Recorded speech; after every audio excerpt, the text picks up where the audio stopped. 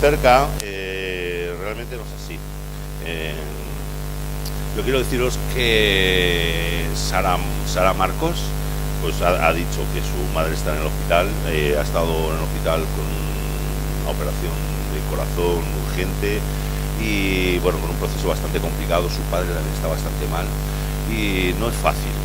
Ella me comentaba durante todas estas navidades y en este tiempo justo de Navidad el sentimiento a veces de soledad que uno tiene cuando está tan lejos. Daros cuenta que bueno, ya ha ido a un campo nuevo donde pues está conociendo a la gente, tiene una iglesia que la cuida y que la ayuda, pero no es fácil entablar a veces relaciones. Y durante todo este tiempo de Navidad, con todo el proceso sobre todo de su madre, fue un tiempo muy difícil para ella, muy difícil. Ella me decía, llorando, no es fácil ver llorar a Sara, que el sentimiento de soledad que ella había sentido, que sentía, jamás lo había tenido. Y yo creo que eso nos afecta a nosotros, porque nosotros somos quien debemos de protegerla. Nosotros somos quien tenemos que cuidar a nuestro misionero, no solamente a Sara, sino a todos aquellos que han tomado la decisión de dejar las cosas y de salir más allá. Entonces yo quiero animaros, ahora que estamos fuera de pantalla, fuera del directo, a que vosotros, digamos, no dejemos de orar. La oración son esos guantes que protegen las manos, nuestras manos que están allá en el campo sirviendo y trabajando, y son los que sostienen a nuestros misioneros, a estos hombres y estas mujeres valientes para poder enfrentar todo este trabajo. A veces cuando lo vemos de la distancia parece, bueno, algo más, pero no es fácil. Por ejemplo, trabajar con Elia ella no lo ha dicho porque estaba la niña delante, pero su abuelo lo que hizo fue tirar a su abuela un balde de agua hirviendo y luego se suicidó. El hombre le había tirado hacía 3 meses a un pozo a la niña y había estado durante 2 meses con un brazo roto y con una escayola. Vivir y convivir con todas esas circunstancias no es fácil. Sabemos que en medio de nuestro propio mundo hay mucha maldad, hay mucho dolor, pero a veces cuando uno sale también de la protección de nuestros hogares y de nuestras casas, bueno, solamente quiero transmitiros que necesitan sobre todo nuestras oraciones, es que es donde nosotros más le podemos ayudar. Bueno, vamos a orar. Señor, te pedimos que tú nos ayudes, Señor, que tú hables a nuestro corazón en esta mañana. Señor, queremos escucharte a ti. Queremos, Señor, que tu palabra sea clara a nuestra vida y que nosotros podamos ser esa tierra fértil, esa tierra preparada, que está dispuesta, que estemos dispuestos a dar fruto. Señor, habla a nuestro corazón, que queremos adorar, queremos hacerlo en este tiempo, Señor, en el cual vamos a abrir tu palabra y queremos escucharla. Glorifícate, Señor, a ti toda la honra, toda la autoridad, toda la adoración, en Cristo Jesús. Quiero empezar esta predicación con una pregunta, quiero que me ayudéis. Quiero que nos preguntemos, ¿a qué vino Jesús al mundo? Yo no sé si os habéis hecho esa pregunta realmente en profundidad en nuestra vida, pero la respuesta que nosotros demos a esa pregunta afecta a todos los aspectos de nuestra vida, incluso lo que pensamos de la responsabilidad de la Iglesia.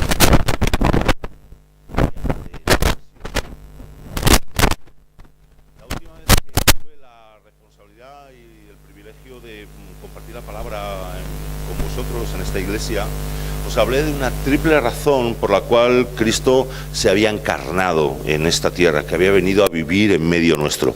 Y permitidme que lo refresque, porque me ayuda a presentar lo que quiero traer hoy, lo que pienso que el Señor ha puesto en mi corazón para hoy. La primera razón por la cual os hablaba aquel día que Cristo había venido es que Él se identificó, se hizo solidario con el ser humano pecador. Fijaros, Él no tenía por qué haber venido a la tierra. Él es todopoderoso. Él no tenía por qué bajar y encarnarse para traer salvación. Él podía haberlo hecho de cualquier manera.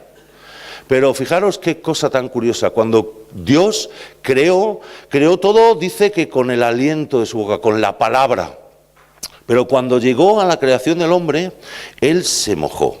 Él dice que cogió del barro y con sus manos formó a aquel hombre. Y con la redención del hombre, con la salvación del hombre, volvió a hacer lo mismo. Él podía haber declarado salvación desde el cielo, él podía haber hecho cualquier cosa. Nosotros no vamos a limitar a Dios.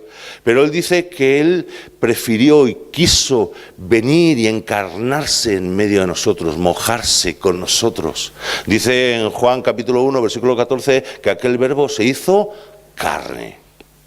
Pero no solamente se hizo carne, sino que nos dicen en Filipenses capítulo 2, en palabras del apóstol Pablo, nos dice que aquella carne, que aquel hombre se hizo un siervo. Y un siervo que se entregó hasta la muerte.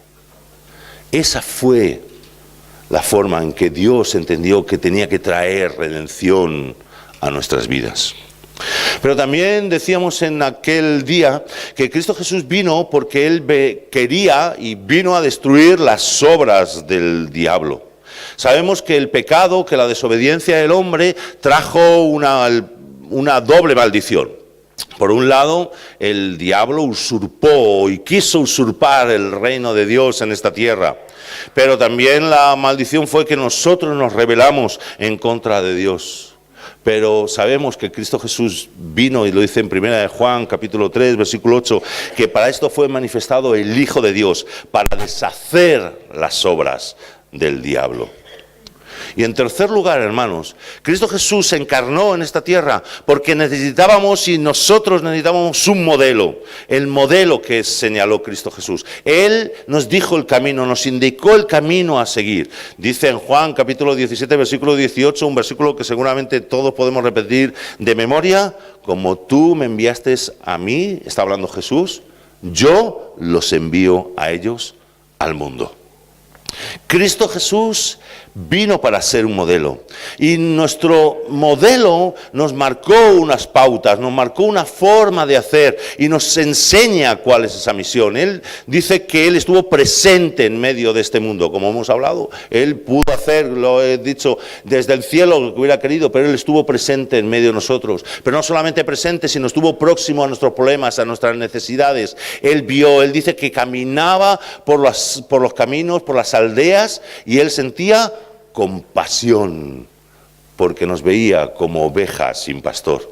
Pero no solamente eso, sino Cristo Jesús sintió pasión por cada uno de nosotros. Sintió tal pasión que nos habla en Isaías 53, 700 años antes de que viniera, ya nos dijo el profeta cómo iba a ser aquella entrega, aquella pasión, y dice que Él cargó con nuestros pecados. Él cargó, y con sus heridas nosotros fuimos sanados. Hermanos, cuando nosotros comprendemos que Cristo Jesús nos ha marcado la pauta, nos ha dado el modelo, nosotros obedecemos y cumplimos y copiamos este modelo, es cuando nosotros podemos llegar al estadio final, a la proclamación del amor de Dios. Pero en este día, hermanos, quiero ir un paso más. Quiero dar un paso más en la comprensión. Y no solamente la comprensión, que eso a veces se nos da bien como evangélicos y como cristianos, de entender y de saber, como decía Elías hace un momento, muchas veces aprendemos las cosas, pero sobre todo en la involucración y, ¿por qué no?, en la obediencia a la misión de Dios.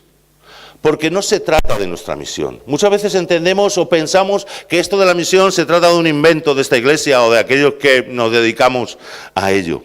Pero realmente, como estamos estudiando estos días en la barca, Dios está en misión, estuvo en misión desde el principio. Recordar, cuando aquel hombre y aquella mujer desobedecieron y dice que tomaron aquella manzana y comieron, dice que se les fue abierto sus ojos y vieron que estaban desnudos. Dice que hicieron con higueras un vestido, pero cuando dice que oyeron a Dios caminar en la tarde, dice que ellos se escondieron. Pero Dios dice que caminando por el Edén, le dijo: ¿y dónde estás tú? Dios desde el principio estuvo buscando al hombre, desde el primer momento. Y también desde el principio dio la promesa de que Él traería salvación, de que Él iba a traer redención. Recordar, en esa conversación con el hombre y la mujer, y la serpiente le dijo, la descendencia de ella, hablando de la mujer, pisará tu cabeza y te herirá, hablando y anunciándonos la venida de Cristo Jesús. Pero fijaros, Dios podía haber hecho esa misión Él solo. No tenía ninguna necesidad de nosotros. Pero Él desde el principio también de la creación del hombre, Él invitó a aquellos que formamos parte de su creación a sumarnos a su misión. Si nosotros nos fijamos, y el jueves pasado estaba compartiéndolo con la barca, si nosotros vamos al capítulo 4 de Génesis, en el versículo 25 y 26, vemos que ahí vemos las consecuencias del pecado. Caín mató a Abel. Y dice que después de la muerte de Abel, dice que Adán y Eva se unieron y tuvieron un tercer hijo, Set. Y de ese tercer hijo nació el hijo de Set, que fue Enós. Enós significa ser humano, el hombre. Y dice que desde ese momento, nos dice el versículo 26, entonces los hombres comenzaron a invocar, a proclamar el nombre de Dios. Desde el principio, hermanos, Dios puso en el corazón del hombre la necesidad de invocar, de proclamar a otros que Dios estaba ahí, que Dios era la solución. Dios ya puso en el corazón de ese Enós, de ese ser humano, la necesidad de buscarle y de que se uniera a su misión, no solamente de una forma particular, sino que se sumara a Él. También estamos estudiando en nuestras barcas que Dios siguió una estrategia y un plan y llamó a un hombre, Abraham, y dice que lo sacó, le dijo que saliera de su tierra y de su parentela. ¿Por qué? Porque Él le dio una promesa. Dios había podido hacer su misión con una orden. Había podido ordenar al hombre hacer algo. Pero fijaros, no decidió hacer eso. Qué curioso, qué Dios tan diferente tenemos. Lo que hizo fue invitarnos y prometernos. Le dijo, yo quiero bendecirte a ti para que tú seas bendición para todas las naciones. Dios quiere sumarnos a su misión. Y Dios quiere que entendamos que su misión es una misión de esperanza. Pero necesitamos dar más pasos, hermanos. Necesitamos entender que la misión del Señor es, como Cristo Jesús habló al principio de su ministerio, una misión completa, global. Fijaros, me gustaría que me acompañarais a un texto muy conocido, pero es el comienzo del ministerio de Jesús. Lucas, capítulo 4, versículos del 17 al 19. Lucas 4, del 17 al 19. Dice así: fue a Nazaret, Jesús, donde se había criado, y conforme a su costumbre, el día sábado entró en la sinagoga y se levantó para leer. Se le entregó el rollo del profeta Isaías. Y cuando abrió el rollo, encontró el lugar donde estaba escrito: el Espíritu del Señor está sobre mí, porque me ha ungido para anunciar buenas nuevas a los pobres. Me ha enviado para proclamar libertad a los cautivos y vista a los ciegos, para poner en libertad a los oprimidos y para proclamar el año agradable del Señor. Fijaros, si nos fijamos bien y si leemos con atención este texto, vemos que Jesús no solamente se quedó en anunciar las buenas nuevas, sino que además de no quedarse ahí, añadió un concepto o una palabra, y es que dijo que había que anunciar a los pobres aquellas buenas nuevas. Luego hablaremos un poco de cuál es el concepto bíblico de pobres. Pero no solamente se quedó ahí, muchas veces nosotros entendemos el llamado de la misión a predicar las buenas nuevas.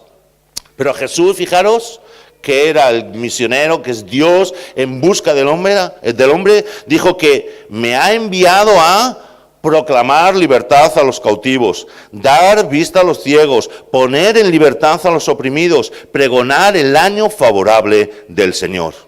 Pero fijaros, no solamente se quedó ahí, podríamos decir, ¡wow, qué extenso! Sino que en el versículo 43 de ese mismo texto dice que él no solamente quería hacerlo para su hogar, para los que estaban cerca, sino dice que quería ir a otras ciudades, a otros pueblos también, porque para eso había sido enviado.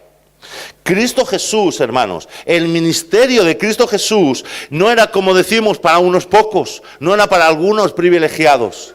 Cristo Jesús tenía una misión global, extensa, para todos los pueblos. Era como si Él dijera: yo soy el Rey de Reyes y yo he venido para arreglar todo lo que el pecado ha roto. Hermanos, recordemos, el pecado del cual nosotros somos responsables rompió el proyecto de Dios y de su creación. Rompió el proyecto que tenía para el ser humano. Pero igual que el pecado lo rompió todo, la salvación, la misión de Cristo Jesús tiene que tocar en globalidad todo lo que existe. Fijaros, hay un pastor muy conocido, un pastor muy influyente americano de Nueva York, se llama Tim Keller. Él dice: el reino es la renovación del mundo entero mediante la llegada de poderes sobrenaturales. Cuando las cosas vuelven a someterse al mando y la autoridad de Cristo, se restauran a un estado de salud, hermosura y libertad. Hermanos, el Señor quiere volver a hacer todas las cosas nuevas. Y Él dijo que eso ocurría ya. Fijaros, cuando terminó de hablar en aquella sinagoga, y yo imagino que aquellos hombres y mujeres estaban mirándoles expectantes. ¿Qué pasa? ¿Qué ha dicho? Que el Espíritu de Dios está sobre Él. Y eso está ocurriendo de verdad, y Él terminó su frase o lo que estaba compartiendo. Hoy se ha cumplido esta escritura delante de vosotros, le dijo Jesús. Y eso es algo que nosotros necesitamos entender, hermanos. En Cristo Jesús vino toda solución a este mundo. Pero sabemos y conocemos como evangélicos que en nuestra salvación está el ya, pero todavía no. Esa tensión que sufrimos como cristianos, como discípulos de Cristo Jesús, en lo cual va a haber una tierra y un cielo nuevo donde está ya el Rey, pero todavía no se está dando. Y hermanos, la razón por la cual no se cumple totalmente la promesa de Cristo Jesús no es que Él no quiera, sino que Él lo puso esa promesa en nuestras manos, y Él nos unió, como he dicho desde el principio, a nosotros en esa misión, pero nosotros hemos sido desobedientes, hermanos. Nosotros somos los que en esa tarea que ya está todo hecho, necesitamos terminar la tarea que nos ha encomendado. Quiero volver a la pregunta inicial. ¿A qué vino Jesús al mundo? Muchas veces, si preguntamos esto en nuestras iglesias, en nuestras congregaciones, y nos preguntamos en medio nuestro, la mayoría de nosotros seguramente contestemos algo así: Jesús vino a morir en la cruz para salvarnos y permitirnos que vayamos al cielo. Y eso es verdad. Pero realmente eso es solamente una parte de la completa restauración que el reino de Dios, que Cristo Jesús quiere hacer de su universo. Jesús quiere restaurarlo todo, hermanos. Fijaros, vamos a Colosenses capítulo 1 y vamos a leer del versículo 13 al versículo 20. Colosenses capítulo 1, versículos del 13 al 20.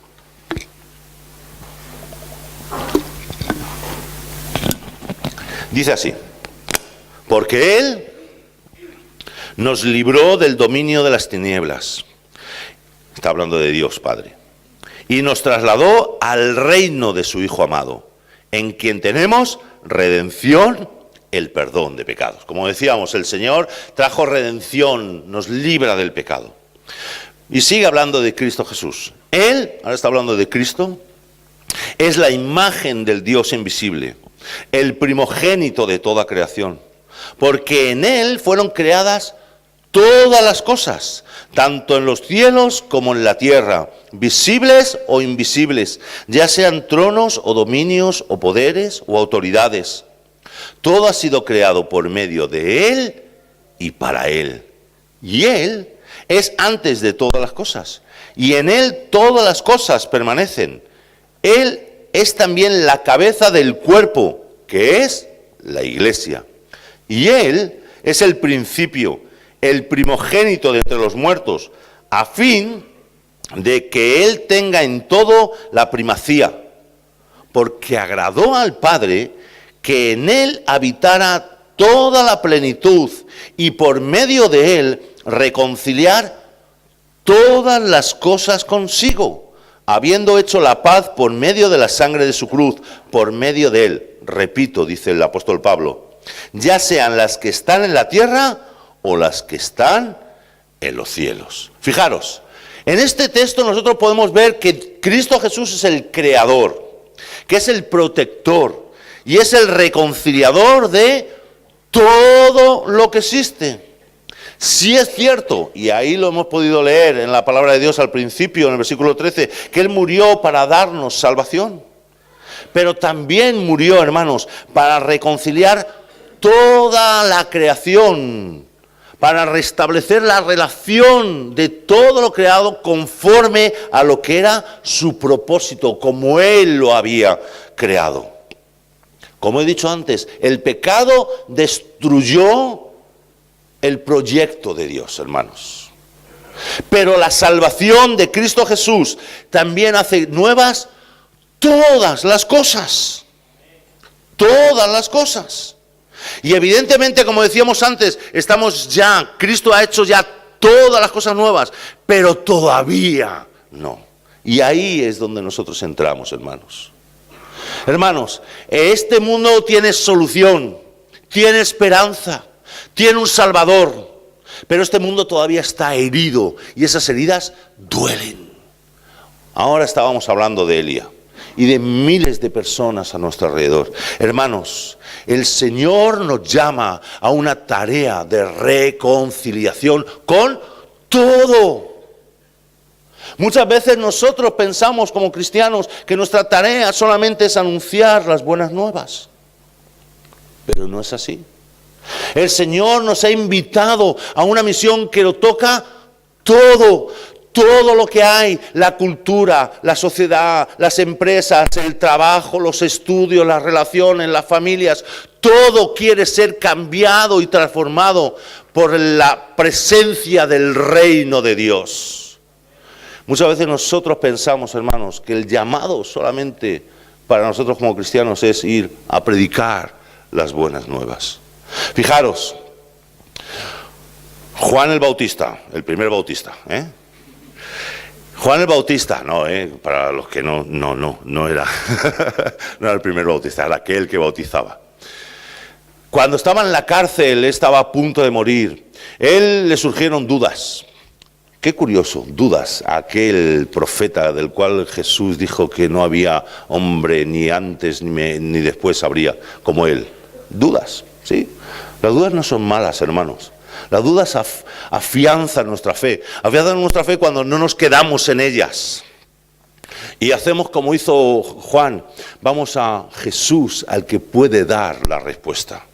Y dice que Juan el Bautista, en Lucas capítulo 7, le mandó a sus discípulos y le dijo, mira, preguntarle a Jesús, ¿eres tú el que ha de venir o debemos esperar a otro?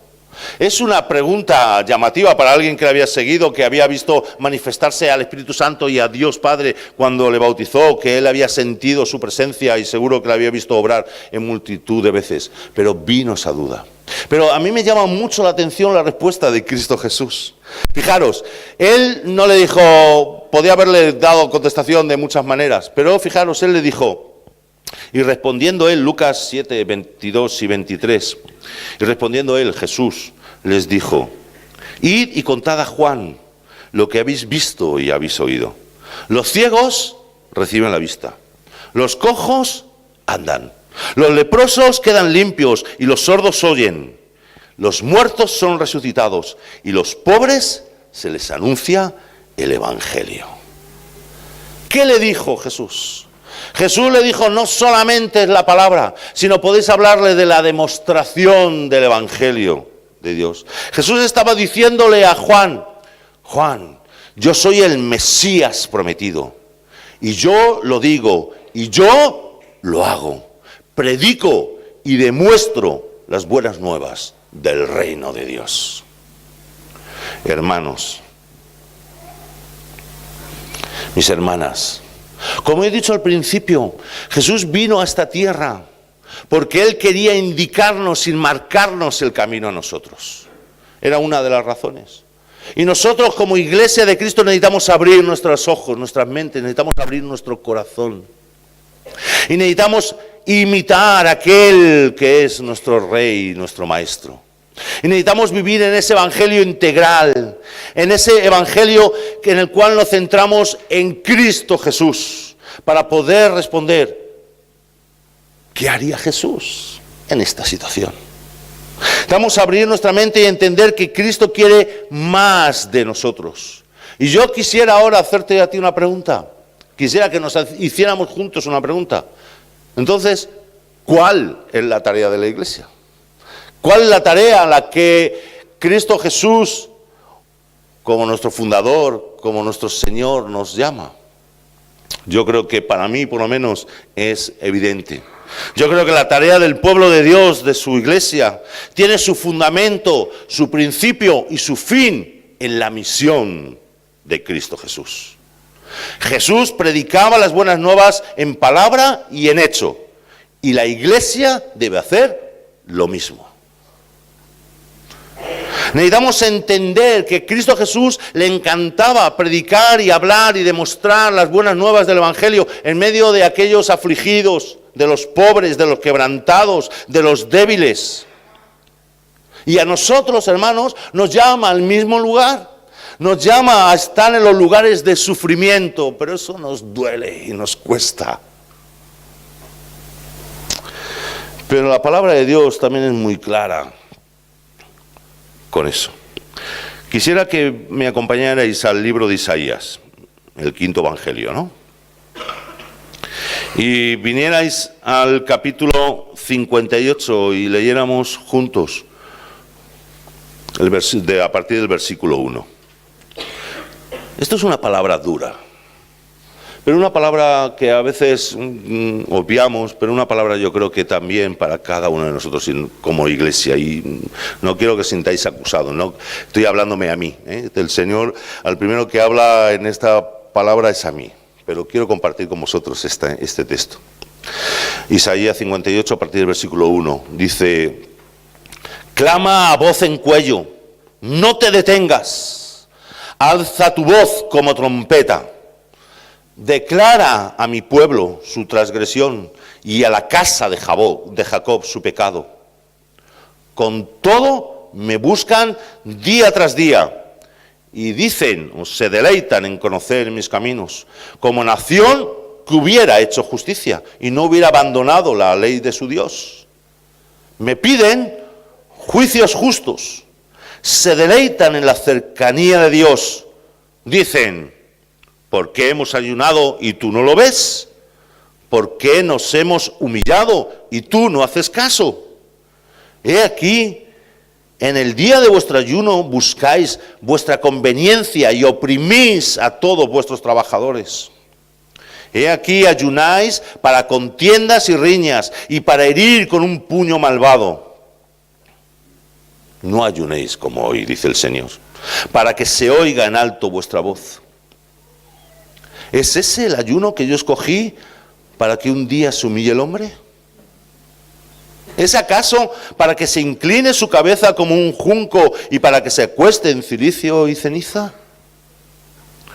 ¿Llamaréis a este el ayuno que yo escogí, dice el Señor? Desatar las ligaduras de impiedad, soltar las coyundas del yugo, dejar ir libres a los oprimidos y romper todo yugo. ¿No es para que partas tu pan con el hambriento y recibas en casa a los pobres sin hogar, para que cuando veas al desnudo lo cubras y no te escondas de tu semejante? Fijaros lo que sigue diciendo aquí el Señor. Entonces tu luz despuntará como la aurora, y tu recuperación brotará con rapidez. Delante de ti irá tu justicia, y la gloria del Señor será tu retaguardia. Entonces Invocarás y el Señor responderá. Clamarás y Él dirá, heme aquí. Si quitas de en medio de ti el yugo, el amenazar con el dedo y el hablar iniquidad, y si te ofreces al hambriento y sacias el deseo del afligido, entonces surgirá tu luz en las tinieblas y tu oscuridad será como el mediodía. Entonces seremos la luz que Dios quiere. Hermanos, el pueblo de Israel era el anticipo de la gloria de Dios. Pero nosotros, hermanos, como iglesia de Cristo, somos su cuerpo. Lo hemos leído antes, hemos leído que somos la plenitud de Jesucristo y en Él habita toda la plenitud de Dios. Somos la novia de Cristo Jesús, hermanos. Y cuando nos mira este mundo y cuando nos dejamos ver, hermanos, tienen que ver la encarnación, tienen que ver a Cristo Jesús encarnado en medio de nosotros. Y tienen que ver que nosotros mostramos a aquel que declaró en palabra y en hecho: el reino de los cielos se ha acercado y trae sanidad a este mundo y a todo su universo. Yo quiero invitaros, hermanos, a que volvamos a preguntarnos, ¿cuál es la tarea de la iglesia? La tarea de la iglesia, hermanos, entiendo yo, y lo digo con humildad, es que debemos encarnar a Jesucristo, igual que se encarnó en nosotros. Necesitamos encarnar y hacer lo que Él hizo y sigue haciendo a través nuestro. Declarar con palabras y con obras que Jesús es Rey de Reyes, Señor de Señores, y que Él está estableciendo su reino en todo este universo, en toda la tierra, en todo lugar, un reino de justicia, de paz, de rectitud. Y necesitamos entender que necesitamos hacerlo donde a Cristo Jesús le gustaba estar, en medio de los pobres, en medio de los ciegos, en medio de los cojos, en medio de los marginados, en medio de los despreciados, en medio de los pobres, hermanos. Pero necesitamos entender que la pobreza no es un problema solo material. La pobreza es cuando se han roto los vínculos, las relaciones que Cristo formó. Dios nos creó con 4 relaciones básicas: la relación con Él, la relación con uno mismo, la relación con nuestro prójimo y con el resto de la creación. Y todos y cada uno de nosotros, hermanos, somos pobres. Cada uno de nosotros tenemos rotas esas relaciones y por eso necesitamos la misión de Dios en nuestra vida. Porque la misión, hermanos, no es una finalidad, no es el final, es un proceso. Es el proceso de lo que Dios está haciendo en cada una de nuestras vidas. Dios está arreglando esas relaciones. Dios está arreglando las relaciones, nuestras relaciones con Él, que nos ayudan a entendernos y aceptarnos más a nosotros y que nos van a ayudar a estar mejor con nuestro prójimo, para que no olvidemos uno de los grandes pecados de la iglesia, esta creación de la cual somos administradores. Hermanos, el pobre no solo al que le faltan cosas materiales. Todos y cada uno de nosotros somos pobres. Y si nosotros aceptamos esto como iglesia, como hijos de Dios, iremos a otros con humildad y sencillez. Cuán orgullosos hemos sido a veces. Cuán orgullosos somos a veces pensando que nuestra madurez espiritual trae una mayor economía, una mayor salud. Muchas veces nosotros estamos, aunque nos oponemos a ello, viviendo en ese evangelio de la prosperidad y de la salud. Porque pensamos que solamente los que vivimos medianamente bien somos los que tenemos una buena relación con el Señor. Y hermano, eso no es verdad. En 2 días salgo hacia Guinea, pero en mi regreso voy a parar en el norte de África. Y voy a estar visitando a familias y personas que han conocido a Cristo de diferentes maneras en las montañas, con bereberes. Ya he estado varias veces allí. Aquellas personas viven en la miseria, viven en la gran necesidad. pero he visto en ellos una cercanía, una relación con Dios que yo seguramente, espero que alguna vez el Señor me ayude, jamás tendré. Cuán pobres somos a veces. Cuán pobres somos a veces nosotros, que lo tenemos todo. Y cuán pobres somos porque no dejamos que esa misión que Dios sigue haciendo en nuestras vidas toque todo lo que hay en nosotros. Porque, hermanos, el problema es ese. El problema es nuestra desobediencia. El problema no es que haya pobres o que el diablo está haciendo su tarea, que la está haciendo, sino que nosotros, que somos el cuerpo de Cristo Jesús, no estamos asumiendo desde nuestra humildad que la misión es un proceso que tiene que tocar todo. Nos conformamos a veces con predicar las buenas nuevas o con hacer alguna acción o alguna actividad, pero la misión no es eso, hermano. La misión lo toca todo, y la misión tiene que absorber a todos y cada uno de nosotros. Ninguno de nosotros puede darse por no tocados por esa misión. Porque cuando nosotros no aceptamos la misión de Cristo, nosotros estamos perdiendo lo mejor, y es que Cristo está conformando su carácter, el carácter de su Hijo Jesús en nosotros, y Él está llevándonos a ser lo que Él pensó. Y muchas veces lo que hacemos es que nos apartamos y vivimos en esa brecha del mundo secular o el mundo espiritual. El mundo espiritual cuando venimos a la iglesia, y el resto del día viviendo de otra manera.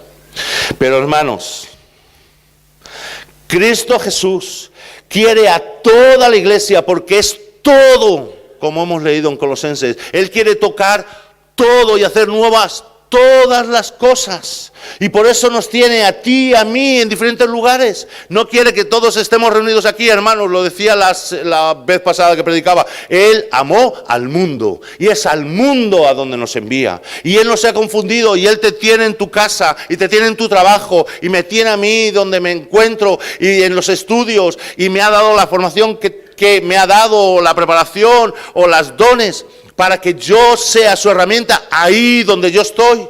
Y yo necesito capacitarme y vivir en esa visión de misión.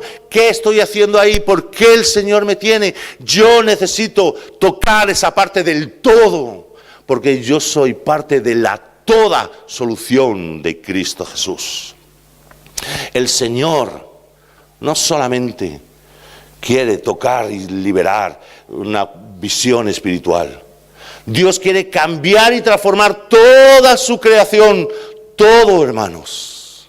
Y para eso tiene a su iglesia. Termino.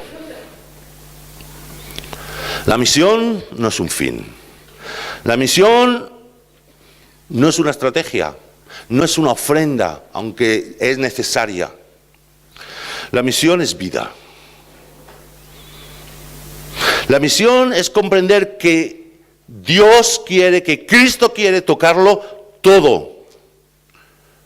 Y que todo lo que ha sido afectado por el diablo, todo lo que ha sido afectado por el pecado, tiene que ser tocado y transformado por el poder del Espíritu Santo que vive y que habita en nosotros.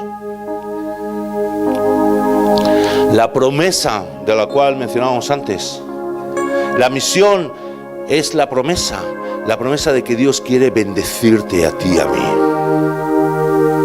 Dios quiere bendecirnos, quiere derramar bendición sobre nuestras vidas para que nosotros seamos bendición. Dios quiere hacer nuevas todas las cosas en mi vida, hermanos. Y necesito que Él trabaje y que cambie y que transforme para que yo pueda ser una herramienta y un canal de bendición. Pero para eso necesito tomar una decisión. Y es qué tipo de adorador voy a ser. Quiero terminar leyendo 4 versículos de la palabra de Dios. Una historia muy conocida, pero que creo que define perfectamente lo que Jesús entendía como un adorador. Venid conmigo al Evangelio de Marcos, en el capítulo 12. Vamos a ir a los últimos versículos de ese capítulo. Ahí nos encontramos con una historia muy conocida por muchos de nosotros, la ofrenda de la viuda. Dice en este texto que Jesús estaba sentado frente al arca del tesoro y estaba observando la multitud que echaba dinero en ese arca. Y muchos ricos echaban grandes cantidades de dinero. Pero dice que llegó una viuda pobre y echó 2 pequeñas monedas de cobre, 2 blancas, dice otra versión. Y entonces en ese momento dice que Jesús llamó a sus discípulos y dijo: venid, ven Juan, ven Pedro, ven, mira. Le digo: mirad, en verdad os digo que esta viuda pobre echó más que todos los ricos a ese tesoro. Porque todos echaron lo que les sobraba, pero ella, de su pobreza, echó todo lo que tenía.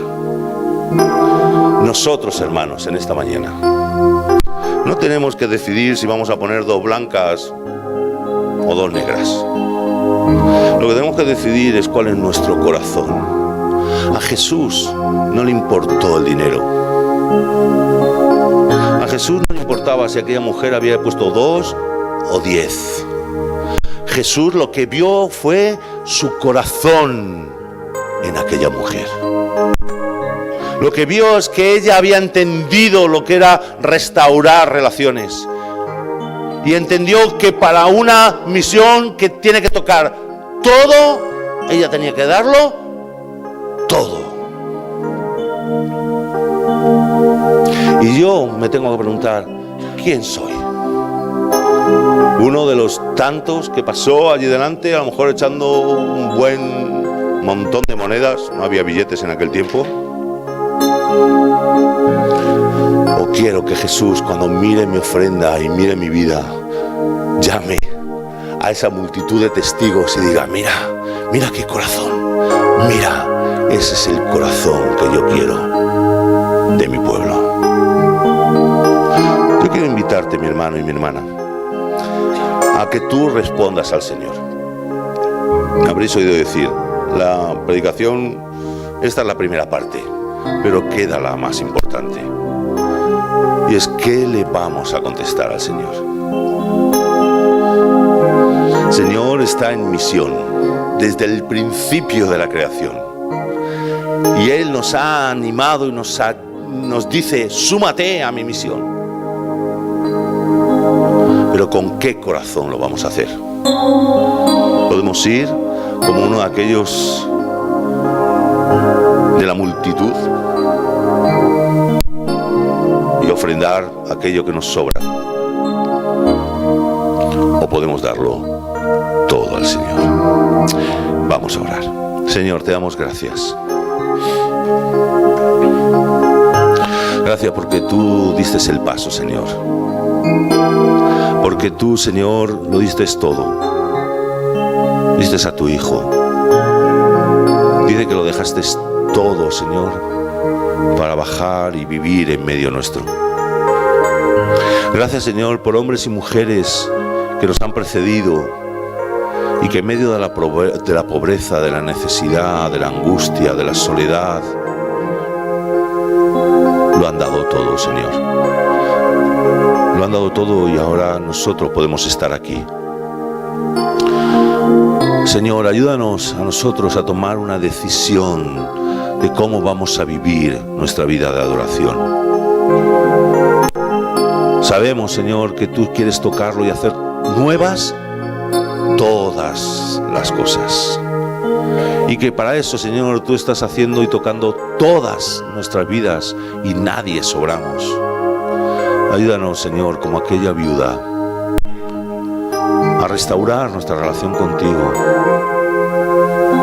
a buscar dentro de nosotros, Señor, a ver que tú nos amas a pesar de nuestra pobreza, a veces de nuestra necedad, de nuestro pecado.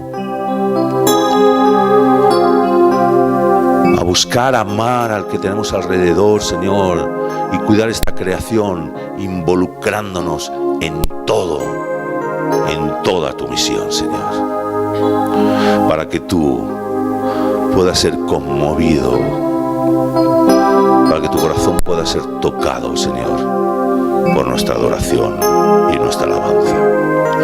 Gracias, Señor, por esta oportunidad. A tu nombre, gloria. Amén. Amén.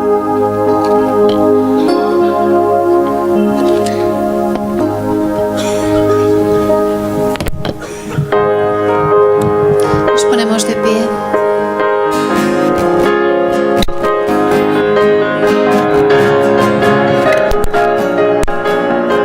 Vamos a decírselo a Él. Crea en mí, Señor, un puro corazón y renueva tu espíritu en mí. Crea en mí, Señor, un puro corazón y renueva tu espíritu en mí.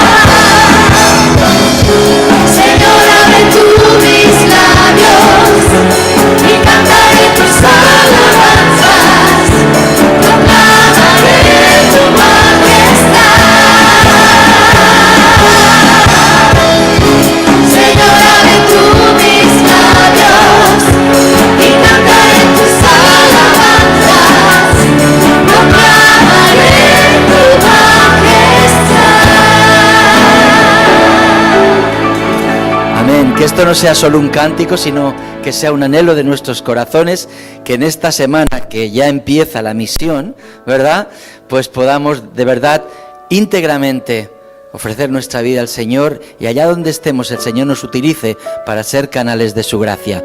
Que el Señor os bendiga, que os acompañe, os llene de su presencia y os haga que seáis bendición en toda esta semana. Amén.